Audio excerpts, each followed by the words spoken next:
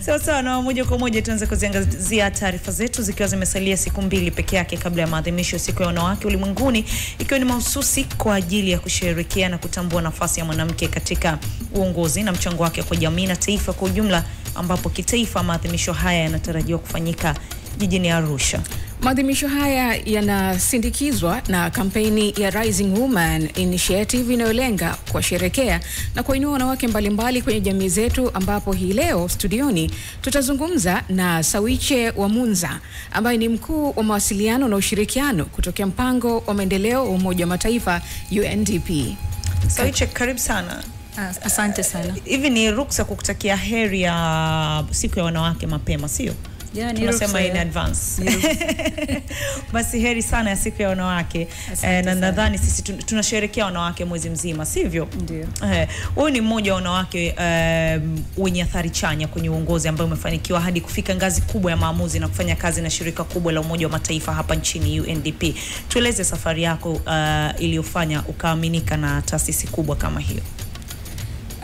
Labda tu nianze kwa kusema wakati nimekuwa nikizungukwa na wanawake ambao walikuwa very strong women, ambao walikuwa kwenye nafasi za maamuzi. Nikianzia na bibi yangu mzamama ambaye nimechukua jina lake Chesawiche. Yeye katika umri mdogo kabisa alifanya maamuzi ya kuondoka nyumbani kwao nchi nyingine, akikimbia kuolewa ndoa za utotoni. Akakimbia akaja Tanzania, akaishi, akajenga maisha yake, akalea watoto wake 10. Hakuwa na elimu, lakini baadaye alijifunzaga kusoma kipindi kile cha elimu ya watu wazima. Pia bibi yangu mzaa baba, bibi Kinoni, ambaye alikuwa na wanaume, alizaa watoto 5 wa kiume, lakini akawaweza kulea watoto mpaka wakafikia katika wakubwa na wanaweza kufanya kazi. Lakini pia wakati nakuwa nikaishi kwenye jamii ya chuo kikuu. Kwa hiyo nilikuwa naona wanawake ambao walikuwa wanafanya maamuzi ambao mimi nilikuwa natamani siku moja niwe kama wao. Kama mamangu Profesa Nkoma, kina Profesa Ruth Mehena, nafikiri mnawafahamu. Kina Profesa Marjorie ambao mimi walikuwa ni kama aunti zangu. Yani wengi, Profesa Saida Othman nafikiri pia mnamfahamu. Kwa hiyo nilikuwa katika mazingira hayo ya kwamba na mimi siku moja nataka niwe mtu ambaye anaweza kufanya maamuzi kama hawa wanawake walikuwa wananizunguka nikiwaona wakifanya. Kwa hiyo nilikuwa nikijifunza na ninapenda sana kusoma. Na ilinisaidia sana kusoma, kujua vitu mbalimbali, watu wengine wanafanyaje huko nje ya nchi yetu, lakini Tanzania. Kwa hiyo nilikuwa inspired sana na wanawake ambao walikuwa kwenye uongozi. Kwa hiyo nilikuwa sema siku moja lazima na mimi niwe kiongozi. Nilianza kazi kama mwandishi na nilikuwa napenda sana kuwa mwandishi. Ulianzia kazi wapi? Nilianzia kazi gazeti moja ilikuwa inaitwa Habari Corporation. Lakini ilikuwa inaitwa The African. Ila sasa hivi mwaka gani? 99. Ulikuwa hujazaliwa na hapana. Shazaliwa kitambo. So nilianza kati nafanya pale kazi, nilikuwa kama correspondent, lakini kulikuwa kuna mwanamke mmoja tu ndio alikuwa news editor. Lakini wote walikuwa wanaume. So alikuwa ananiempower, but amefariki saa hizi, Mungu amrehemu kwa alipo, dada Leticia. Alikuwa ananipaga kazi za kufanya, zile watu wale court reporters kutoka court ananiambia zisome hizo unirekebishie. Kwa hiyo siku nyingine asubuhi ukiamka unakuta zile vile ulirekebisha iko vile vile. Kwa hiyo nikasema kumbe naweza kuwa editor, yani unajua. Na chuoni pia nilikuwa editor wa gazeti la chuo, ambaye nilikuwa mwanamke wa kwanza kuwa editor. So ikawa inaendelea kunipa chachu kwamba I can be kiongozi kwenye maisha yangu. So nikaendelea hivyo, pale nilifanya kama mwaka mmoja, nikakaa nyumbani mwaka mmoja kwa sababu nilipata mtoto, nikalea mtoto mwaka mmoja nyumbani. Nilivyokuja kuanza tena kazi, nikawa editor wa gazeti la tourism kwa sababu pia napenda mambo ya tourism, napenda nature, napenda kutembea. Kwa hiyo pia bado ikaniendelea kuniweka kwenye position ya uongozi. So kwa hiyo nikaendelea hivyo na kufurahi, lakini pia nimelelewa sana na babangu pia, ambaye alikuwa ananipa moyo. Anasema usipende hata siku moja kujiweka chini au kufikiria kwa sababu wewe ni mwanamke hauwezi. Kwa hiyo sio tu kwenye kazi hizo alizokuwa ananipa, lakini alinifunza mambo mengi ya kuweza kujitegemea. Katika umri mdogo tu niliweza, yani kwamba ukipata shida, kwa mfano labda kama gari yako imepata pancha, usitegemee mtu, toka mwenyewe tengeneza. So nilijifunza hivyo vitu vingi hivyo. Alafu mimi ni mtoto wa kwanza pia, nafikiri leadership comes naturally kabisa. Yeah. So historia yako inahamasisha sana. Kwa hiyo nadhani wewe umeishi ule usemi wa Waswahili kwamba mtoto mleavyo ndivyo akuavyo, na vile ambapo unakuwa unaviona ndivyo wewe ambavyo unakuwa unakuwa vile ulivyo kutokana na watu ambao wamekuzunguka. Unadhani kuna umuhimu gani mtoto wa kike kulelewa katika mazingira kama hayo, kwa sababu wengi hawajapata bahati kama yako, Sawiche? Unajua ni kweli, mimi ni mzazi pia. Watoto wengi wanajifunza kutokana na wewe ulivyo. Sasa kama kila siku kuanzia asubuhi unaamka unatukana tu, yule mtoto lazima naye anachukua hiyo tabia ya kutukana na nini.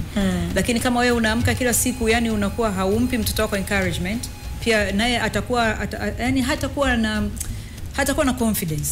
Kwa hiyo ni muhimu kuanzia katika umri mdogo, hata kama ni sasa hivi, siku zote ni muhimu sana mtoto wako wa kiume pamoja na wa kike wote kuwapa encouragement, lakini kuwasifia pale anapokosea. Usimtukane au usimgombeze, ni kumuelewesha na kumsaidia, lakini na wewe uwe mfano bora. Sio unamwambia kwamba labda usivunje kikombe, lakini wewe kila siku unavunja vikombe. So inabidi vile unavyofanya unamuelekeza. Lakini pia ni vizuri wazazi wangekuwa pia na uwezo wa kuwachukua watoto wao sehemu za kazini.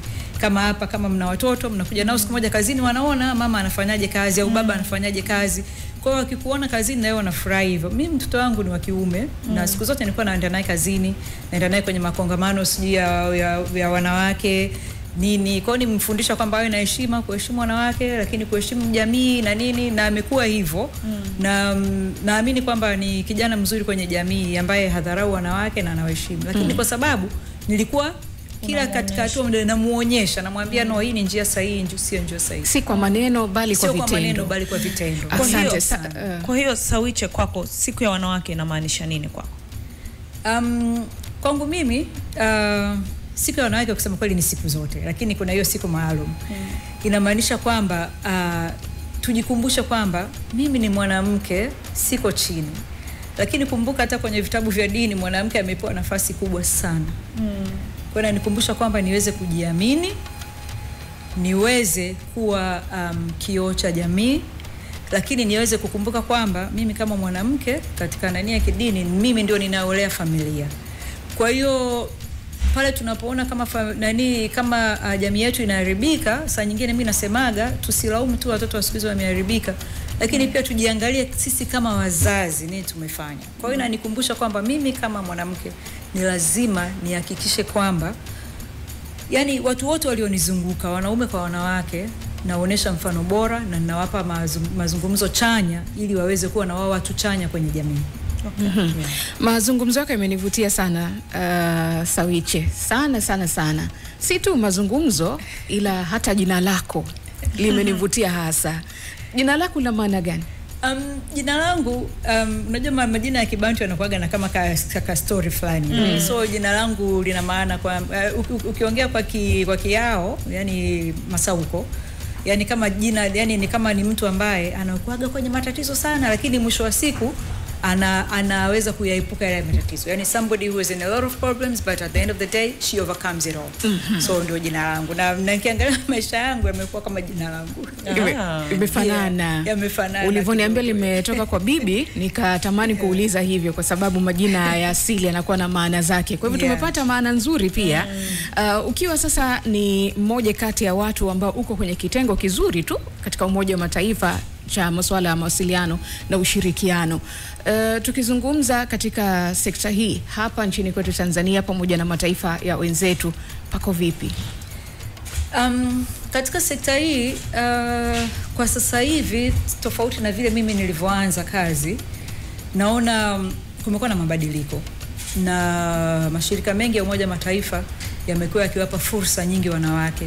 Sio tu kuwapa hivyo, but then pia kuwawezesha kufika katika ile level ya uongozi, kwa sababu kumekuwa kuna trainings nyingi ambazo tunapatiwa kama viongozi na hatubaguliwi. Kwa hiyo unachagua mwenyewe jinsi ya kufanya. na jinsi gani wewe unaweza ukajipesi na mabosi wengi waga pia wanafundishwa jinsi gani ya kuweza kuempower mtoto wa kike. Kwa hiyo tunapewa fursa nyingi, unapewa nafasi nyingi. Kama mimi nimepewa nafasi nyingi tu kwenye organization yangu na organization nyingi ambazo nimepita ndani na nje ya nchi, waliweza kuniamini. Kwa hiyo walinipa tu nafasi ile ya kuniamini, ambayo for me nafikiri ni njia moja wapo nzuri sana ya kumfanya mtu aweze kuwa kiongozi. Kwa mawasiliano ambayo unayaona sasa hivi uliotueleza, kwa nafasi ambayo uko nayo, unahisi ukipata nafasi ya kiasi gani unaweza kuwa na uwezo wa kufanya jambo jingine likawa kubwa zaidi ambalo litaleta nafasi nzuri kwa sisi wanawake? Nikitoa mfano labda kwa napofanya kazi sasa hivi, kama mwanamke kiongozi, mimi ninachofanya na hakikisha kwamba wale wa chini yangu na wa empower. Yaani si waamini, na wapa nafasi. Na wenyewe watasema, na kama nilikuwa na interns lakini sasa hizi nina wasaidizi ambao na make sure kwamba nawasaidia na nawaongoza katika njia zile zinazotakiwa na kuwapa fursa mbalimbali. Kwa mfano nahakikisha kwamba nawasaidia sio tu kwamba wabaki pale pale UNDP, lakini waweze kusogea na kwenda kwenye organizations zingine.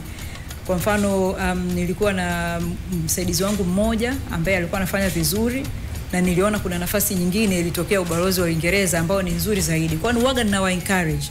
Nikiona naambia nafasi ni kubwa zaidi ambapo hapa ulipo, kwa nini usiende uka apply? So nawasaidia kutengeneza CV zao, barua zao za maombi, na pia tunafanya ile mock interview mpaka wanaana ni mmoja hapo ndio huyo amepata, amesogea, yuko ubalozi pale Uingereza na anafanya vizuri sana.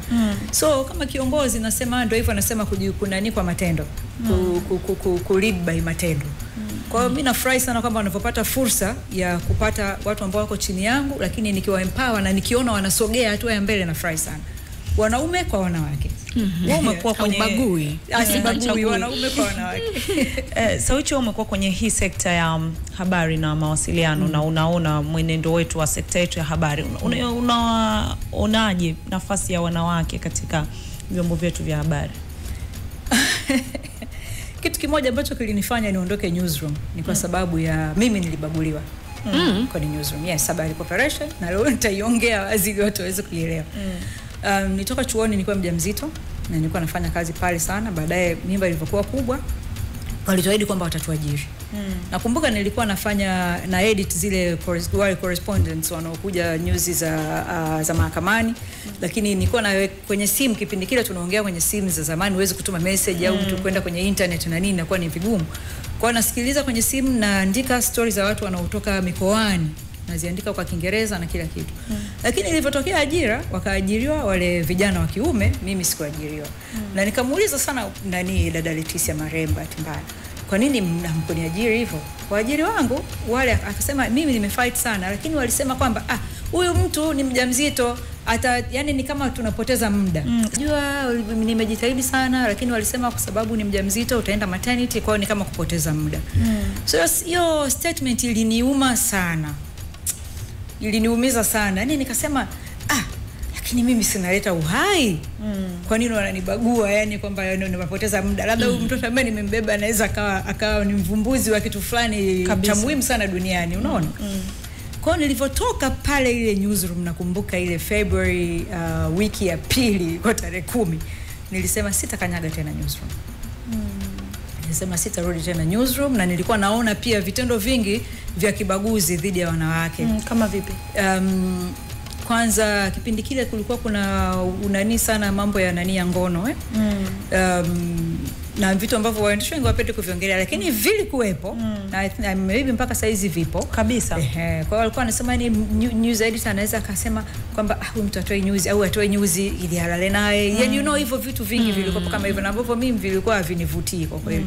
Kwa hiyo nilipotoka pale nikasema sitarudi tena newsroom, na nilikasirika sana kwa kweli. Kwa hiyo nilikaa nyumbani mwaka mmoja, lakini nilikuwa nafanya hizo editing za hapa na pale. Mamangu alikuwa ananipa makabrasha yake na yapitia nafanya, lakini baadaye Professor Ruth Meena alikuwa na organization yake inaitwa EnviroCare, akaniita, nilikuwa namsaidia kutengeneza gazeti lake hilo la Enviro News, mambo ya environment. Kwa hiyo nikasema kumbe basi naweza tu nikawa nafanya vikabrasha. Bahati nzuri nikabahatika kupata kazi kwenye gazeti moja lilikuwa linaitwa Destination Tanzania, ilikuwa la marehemu Patrick Chokala, sijui kama mtakuwa mnakumbuka, aliwahi kuaga msemaji mkuu wa rais kipindi hicho, alikuwa na gazeti lake, magazine hiyo ya utalii. Kwa nikaanza kufanya kule, nikasema basi mimi nitakuwa naendelea kwenye engo hii. Lakini nilivyoenda kufanya masters nikasema ngoja niandike kuhusu nafasi ya mwanamke katika newsroom. Na jinsi gani ambavyo wanawake hawawezi ku break the glass ceiling kwenye newsroom. Nini kifanyike? Kwa niliandika yangu, thesis yangu ilikuwa kwenye hiyo, na nilifanya some kwenye selected media mbalimbali za wakati ule, na nikaweza kuandika na nikaweza kugundua kweli wanawake wengi walikuwa wanabaguliwa. Wengi walikuwa hawapewi nafasi za uongozi. Kabisa. Ni sasa hivi tu ambavyo wanaweza kufanya, lakini wengi walikuwa hawana ile confidence. Sio vyumba vyote vya habari sawa. Sio vyumba vyote, ni kweli. Na hii inasikitisha sana kwa sababu ukiangalia wenzetu nje wapo wanawake ambao wanashikilia nafasi kubwa sana kwenye ya uongozi. Alafu mimi nafikiri mwanamke ni kiongozi mzuri kwa sababu ni makini. Na kwa nini wasipewe nafasi hiyo? Kwa sababu mimi nilikuwa naona wanawake ambao walikuwa pale Habari Corporation ambao walikuwa kweli wana uwezo, maana mimi nilikuwa nimetoka shule, lakini walikuwa muda mrefu pale, wana uwezo, na naona kabisa nikimlinganisha yeye na editor huyu mwanaume, naona huyu kama ana uwezo zaidi. Lakini alikuwa tu ni kama mwandishi tu wa kawaida. Miaka imepita na bila shaka mabadiliko makubwa unayoona katika upande wa sekta ya habari. Kuna nini ambacho kwa sasa unakiona kinafanyika vizuri kweli kweli na pengine kinakushawishi kutamani kama kurudi hivi newsroom? Mimi kinachonifurahisha kuona wanawake wengi wamepewa nafasi ya kulead, kwa sababu sasa hivi tumekuwa na radio na TV, yani unawaona wanatengeneza vipindi ambavyo vinawahusu wanawake, ambavyo yani wana confidence, wanaongea with confidence, yani sio kama zamani wakati sisi tunaanza, unajua. Kwa hiyo mimi nafurahi kwamba wanawake ni wanatengeneza vipindi wenyewe, wanawake wanaongoza vipindi wenyewe kama nyinyi hapa sasa hivi. Kwa hiyo nimefurahi kuona kwamba na nyinyi mko hapa mnaongoza vipindi, zamani wangekuwa wanaume hapa. So mimi nafurahia kuona kitu kama hiko, na ninatamani kwamba nyinyi basi muweze kuwabeba na wale wengine wanaokuja chini. Yani wawe na confidence kwamba wanaweza kufanya bila kubebwa kwa njia yoyote ile ambayo sio sahihi. Sawa sawa. UNDP Tanzania imekuwa mstari wa mbele sana katika kusaidia maendeleo jumuishi na usawa wa kijinsia. Ni mpango gani mahususi unaotekelezwa na UNDP ili kuongeza kasi ya mchango wa wanawake katika uongozi, uchumi na maendeleo endelevu? Okay. So sisi kwa UNDP tunakata cross vitu vingi, mazingira, mambo ya nishati, biashara, ubunifu, ujasiriamali. Kwa hiyo tuna miradi mbalimbali ambao tunajaribu kuwawezesha wanawake. Nikitoa mfano kwenye leadership, kwa mfano unajua kwenye sekta ya sayansi na teknolojia wanawake ni wachache sana. Tuna wanawake engineers wachache sana. Lakini tukagundua kwamba kuna wale ambao wanamaliza degree ya kwanza and then hawaendelei mbele. Wapo wengi tu, lakini ni kwamba kwa sababu hawana ile nafasi ya kiuchumi ya kuendelea. So kupitia miradi yetu mbalimbali, mradi wetu mmoja unaitwa Energy Efficiency Project, tukaona ni kwa nini sasa tusi sponsor wasichana hawa kuendelea na masomo kwa njia ya masters. So kwa kushirikiana na wadau wetu, Umoja wa Ulaya pamoja na ubalozi wa Ireland, mpaka sasa hivi tulianza mwaka jana, mpaka sasa hivi tumesponsor wanawake 35 hawa young women engineers kufanya degree ya mambo ya energy efficiency and sustainability kwa ajili ya kuwawezesha kutusaidia sisi hapa ambao tuko huku nje sasa, jinsi gani tunaweza kutumia umeme au nishati ya umeme au nishati yoyote ile katika njia ambayo ni sustainable. Kwa hiyo wako 35 ambao ni hao vijana wanawake. Kwa hiyo na wenyewe wako katika njia zile za leadership, kwa sababu watatusaidia sasa kuwa kwenye nafasi za maamuzi kule ambapo wanatunga policies za wanawake. Kama saizi mama ana hiyo kampeni yake ya jiko lile la nishati nishati safi, kwa sababu hao ni wanawake wanaelewa ni jinsi gani shida ya kupika na kuni, jinsi gani shida ya kupika na mkaa, au kama hauna mafuta hata nini uanze sijui kuweka ya karatasi nini mpaka uwashe. Kwa hiyo kuwa empower hawa, yani unajua wanasemaga mwanamke mmoja ni sasa umo ripple effect. Kwa hiyo tukaendeleza hawa, na wengi wametoka kwenye familia ambazo sio zilizoendelea sana, lakini familia ambazo ziko sio mijini, kwa hiyo vijijini. Wengi wamekuwa, na wengi nilikuwa naongea nao, wengi wamekuwa wakiona kwamba walikuwa nasema, nimekuwa nikiona kwetu, kuna mmoja yuko Songwe, anatoka Songwe huko Mbeya, nimekuwa nikiona, nilipokuwa nakuwa niliona misitu ilikuwa mingi, lakini tunavyoenda misitu inapungua. Kwa hiyo nataka niwafundishe wenzangu, wa familia yangu, jinsi ya kutumia gas, lakini kutumia nini hizi solar na nini, kwa wanajifunza mambo kama haya. Kwa hiyo unaona jinsi gani tukiwafundisha hawa, kwa sababu ni mwanamke na anajua zile haso zanazopitia, itasaidia kurekebisha hivyo kabisa. Yeah. Mimi naomba nikurudishe nyuma kidogo. Nilipenda ulizungumza kwamba unawafanyia mentorship wasichana na hata wavulana, tuseme vijana ambao wako chini yako. Kija kwa upande wa wanawake kwenye jamii, watu wanasema kwamba tunaofanya hizi harakati za kupambania haki sawa tunakutana sana na hizi kauli kwamba unajua nyinyi wanawake, yani nyinyi wenyewe ni maadui wa wenyewe kwa wenyewe. Mnapambania haki zenu, lakini nyinyi wenyewe tena mnafanyiana usnitch. Atakuja atakwambia mimi nimekurecommend wewe, atakuja tena mwanamke mwenzio atasema kwamba huyu hajui. Unajua, lakini pia sio wengi ambao tunapaza sauti kwa ajili yetu. Unadhani tunajisemea wenyewe kutosha, ama kuna kitu inatakiwa tuongeze? Nafikiri huo msemo huo umepitwa na wakati, kwa sababu si kweli. Inaweza hata mwanaume mwenzake akamsemea vibaya kabisa. Mimi watu walionishika mkono ni wanawake mpaka hapa nilipofikia. Kulikuwa kuna mama mmoja Mzimbabwe anaitwa Shile Maravanyika, alinishika mimi mkono, naingia siku ya kwanza UNDP, kabla sijaondoka yeye ndo alinifundisha kazi. Wakati nilipata fursa ya kwenda kufanya kazi New York, kulikuwa kuna dada anaitwa Jacqueline Daldin, mwanamke huyo alinishika mkono akanipeleka hapo. Lakini kuna dada mwingine alikuwa UNICEF anaitwa Georgina Mtenga, aliniona akanishika mkono akanipeleka hapa nilipofika. Nilienda kufanya kazi Uholanzi, alionishika mkono alikuwa ni mwanamke, Frances Ganges. So maisha yangu yote ni wanawake wamekuwa wakinishika mkono. Kwa hiyo sio kweli, na mimi nawashika mkono, lakini pia nina marafiki zangu wanawake ambao ni champions wangu huko nyuma, ananiambia umefanya vizuri, fanya hivi, wakinisaidia.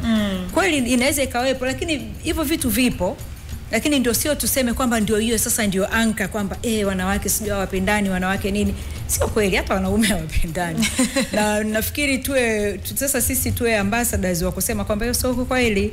Kwa sababu hata wewe Imani na uhakika kuna wanawake ambao wamekushika mkono mpaka umefika hapa, hata dada pia. Mimi nimeshika mkono kwa asilimia kubwa na wanawake. Yes. Kwa hiyo nafikiri atuongelee hizi hadithi ambazo ni chanya, ili watu waweze kuzisikia zaidi. Nafikiri ni muhimu sasa hivi tunaziongelea hadithi chanya zaidi kabisa, za jinsi gani wanawake wenzetu walivyotushika mikono mpaka tumefika hapa tulipo. Moja ya vikwazo kwa wanawake hasa wajasiriamali ni swala zima la ukosefu wa mitaji pamoja na fursa tunasema za masoko.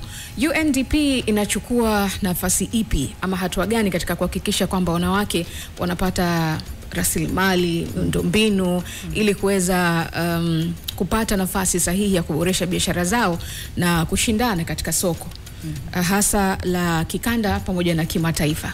So tuna program yetu moja inaitwa Funguo Innovation Program, na tunafanya tena kazi pamoja na UK government, Umoja wa Ulaya na ubalozi hao wawili.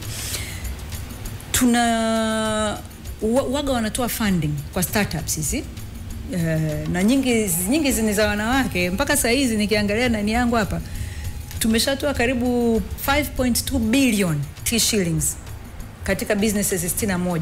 30% ya hizo businesses zinaongozwa na wanawake. Kwa hiyo tunajaribu kupitia kwa njia hiyo, lakini pia tuna mpango mwingine kama mnajua, sijui tutasema vizuri kwa Kiswahili chake kinanichanganya kidogo. Soko huru la Afrika, Africa Free Continental Trade Area, na hii ni mahususi kwa ajili ya wanawake. So tunafanya kazi pamoja na CRDB, wametusaidia, tunafanya nao kazi kwa pamoja wakiwa kama financial institution kuweza kuwaempower wanawake, lakini kuwafundisha, kuwapa tools, yani kuwapa zile wanasema, wanajaribu Kiswahili sahihi kuwapa mbinu za kibiashara ili waweze kutrade nje ya Tanzania. Unajua mikoa yetu mingi, Tanzania imebarikiwa, inazungukwa na nchi nyingi za Afrika ambazo ni tuko mipakani. Sasa tuanzie tu pale mipakani. Basi huyu wa Mbeya aweze kutrade Malawi, aweze kwenda Zambia, mwingine aweze kwenda Mozambiki, lakini pia aweze kwenda Botswana. Kwa kwenda Nigeria na nini, na hii ndio hii soko liko hapo. Kwa hiyo tumekuwa tukipita around, imekuwa tofauti, tukiwafundisha wanawake kwamba kuna hii fursa na jinsi gani ya kuweza kuaccess hii fursa ukiwa kama mwanamke ambao unafanya shughuli zako hapa tu Tanzania, lakini basi utoke na nje ili uweze kupata nani zaidi. Kwa hiyo tumekuwa tukishirikiana na CRDB kufanya hizi training kwa hao wanawake wajasiriamali. Sasa tunawaelekeza jinsi ya kufanya, lakini pia tunahakikisha katika hizo training tunawaita watu wa TRA, watu wa TCCIA, yani wale watu zile mamlaka maalum zinazohusika, ni chain nzima ya kuweza kuwawezesha wanawake kufungua hilo soko. Kwa hiyo tunafanya kazi katika njia hizo. Sasa muda unatutupa mkono Sawichi, lakini kuna msichana anakutazama hivi sasa na alivyosikia tu kwamba unafanya kazi kwenye shirika kubwa kama UNDP, anatamani kufika hapo ulipo, na huenda bado anasoma, unamwambia nini? Mimi namwambia kwamba ajiamini. Kwa sababu unajua kuna ile sauti ya ndani ambayo wote tunayo, na saa nyingine mtu iamini sauti yako ya ndani, jiamini. Lakini soma sana. Kuwa mtu ambaye unapenda kusoma sana. Sio vitu tu vya ndani, lakini vitu vya nje. Sawa. So soma sana. Crown Media. Hapa ni nyumbani.